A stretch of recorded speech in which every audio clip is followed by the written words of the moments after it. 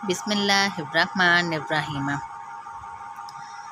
हज़रत अबू इमामा रज़ी अल्लाह ताला अन्हु बयान करते हैं, रसूल अल्लाह सल्लल्लाहु अलैहि वसल्लम ने फरमाया, जो शख्स अल्लाह की रज़ा की खातिर किसी शख्स से मोहब्बत करता है तो वह अपने रब अज़्ज़ व जल की तकरीम करता है। मुश्कातुल मसाबी हदीस नंबर 5022। हज़रत अस्मा बिनते यज़ीद रज़ी अल्लाह अन्हा से रवायत है कि इसने रसूल अल्लाह सल्लल्लाहु अलैहि वसल्लम को फरमाते हुए सुना, क्या मैं तुम्हें तुम्हारे बेहतरीन लोगों के मुतल्लिक़ ना बताऊँ? सहाबा ने अर्ज़ किया, अल्लाह के रसूल ज़रूर बताएं। आप सल्लल्लाहु अलैहि वसल्लम ने फरमाया, तुम्हारे बेहतरीन लोग वो हैं कि जब इन पर नज़र पड़े तो अल्लाह याद आ जाए। मुश्कातुल मसाबी हदीस नंबर 5023।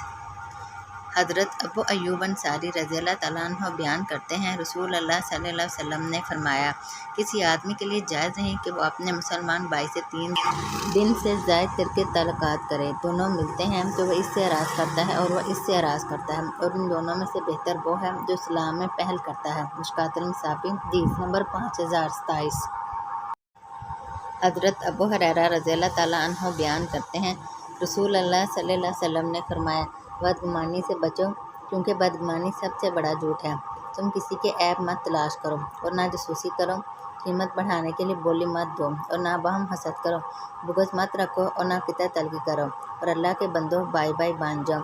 एक दूसरी रिवायत में है, और हसद की बना पर बहम एक दूसरे से आगे बढ़ने की कोशिश ना करो। मुश्कातुल मसाबी हदीस नंबर 5028।